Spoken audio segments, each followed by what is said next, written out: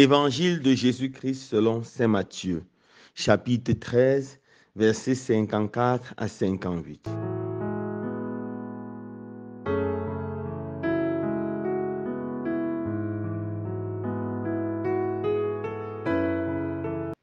En ce temps-là, Jésus se rendit dans son lieu d'origine et il enseignait les gens dans leur synagogue, de telle manière qu'ils étaient frappés d'étonnement et disaient: d'où lui viennent cette sagesse et ces miracles?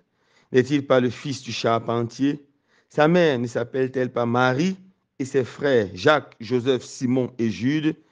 Et ses sœurs, ne sont-elles pas toutes chez nous? Alors, d'où lui vient tout cela? Et ils étaient profondément choqués à son sujet. Jésus leur dit: un prophète n'est méprisé que dans son pays et dans sa propre maison. Et il ne fit pas beaucoup de miracles à cet endroit-là à cause de leur manque de foi. Acclamons la parole de Dieu. Louange à toi, Seigneur Jésus.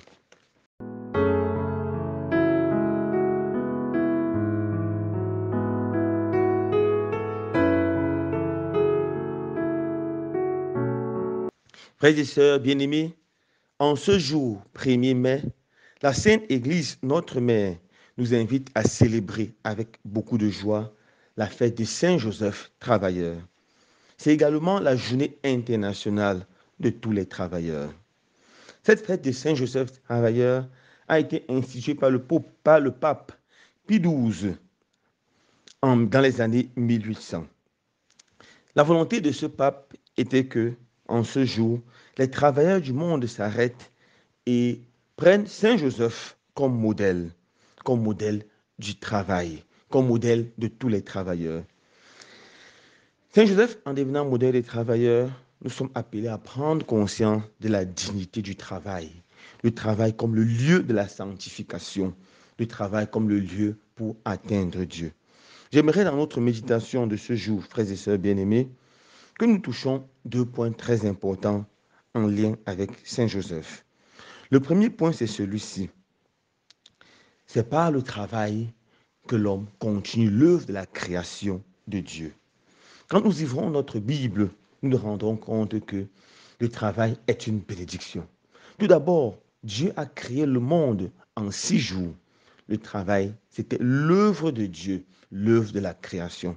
Genèse 1, verset 28. Et ce n'est que le 7e jour que Dieu s'est reposé.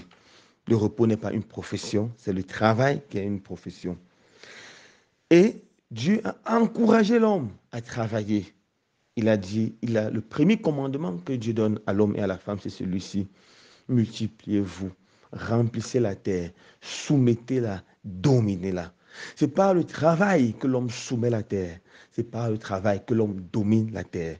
C'est par le travail que l'homme continue l'œuvre de la création de Dieu. C'est par le travail que l'homme est d'une façon ou d'une autre image et ressemblance de Dieu. Dans la vie de Dieu, il n'y a pas de place pour le travail.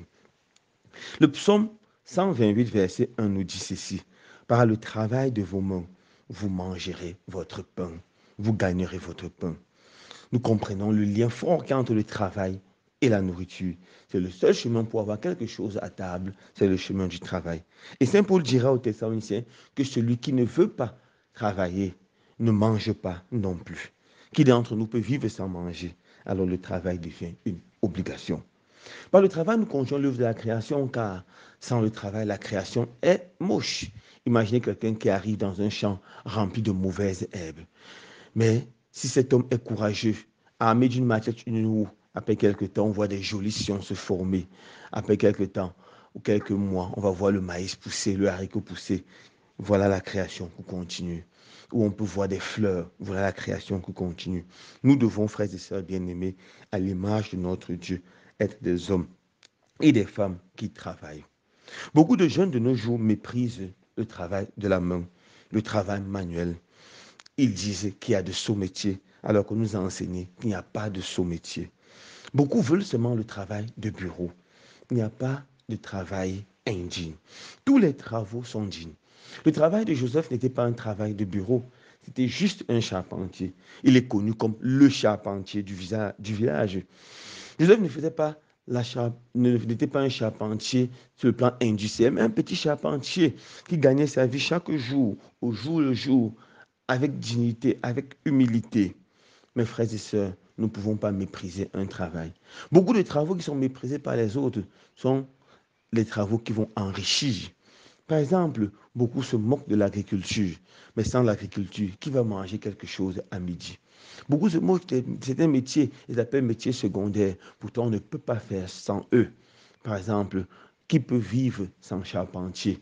On a tous besoin d'un lit pour nous endormir. On a besoin d'un lit pour nous endormir confortablement. On a besoin de meubles. Qui peut vivre sans charpentier? Certains vont dire, le mécanicien, c'est un travail sale. Mais qui peut s'en sortir sans mécanicien? On a tous besoin de voitures pour aller ici et là, que ce soit une voiture personnelle ou le transport public. Nous avons besoin du mécanicien. Certains diront, ah, c'est un pauvre boulanger. Mais qui d'entre nous peut vivre sans pain? Qui d'entre nous peut se passer des services de ces personnes? Mes frères, il n'y a pas de saut métier. Saint Joseph était un travailleur simple, mais il a fait son travail avec beaucoup d'amour, avec beaucoup de joie. Deuxième chose que nous devons savoir, mes frères et sœurs bien-aimés, c'est que nous devons, à l'exemple de Saint Joseph, nous appliquer dans notre travail. Nous appliquer dans notre travail. Beaucoup de personnes ne s'appliquent pas de nos jours dans leur travail. Mais Saint Joseph, c'était quelqu'un qui s'appliquait dans son travail.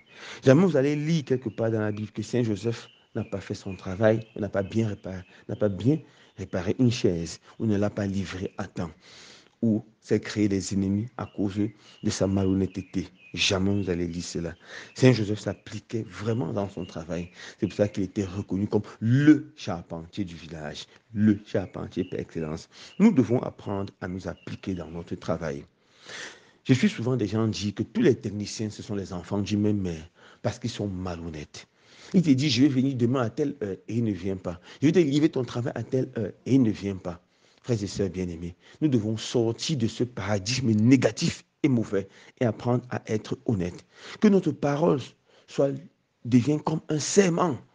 D'ailleurs, la parole de Dieu dit que votre oui soit oui, que votre non soit non. Si vous n'êtes pas capable de livrer un travail tel jour, à telle heure, ayons l'honnêteté de dire la vérité. Nous devons apprendre à être honnêtes. Nous devons nous appliquer notre travail, apprendre à faire notre travail de telle sorte que personne ne vient plus dire quelque chose, plus de critiques sur notre travail. Nous devons livrer un travail bien fait, bien fini. C'est très important pour gagner notre crédibilité.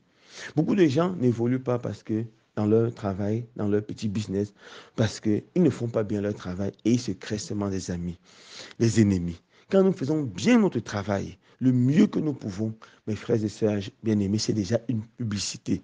Les gens parlent, ça va de bouche en oreille et finalement, nous avons beaucoup de clients.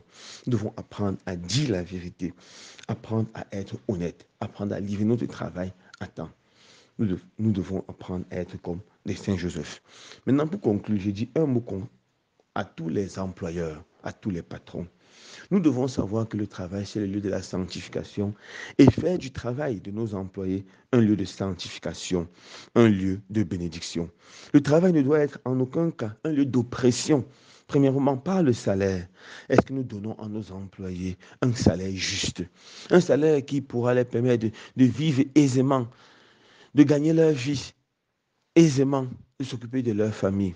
Ou est-ce que nous donnons un travail tellement misérable qu'il va les servir seulement à survivre? Est-ce que dans la société, dans notre entreprise, dans notre lieu de travail, nous créons des conditions qui humanisent le travail? Est-ce que les gens sont heureux d'être là? Ou nous passons notre temps à gronder, à crier en longueur de journée, à leur donner le stress et des maladies? Mes frères et sœurs bien-aimés, le travail n'est pas un lieu de souffrance et de maladie, mais c'est un lieu de sanctification.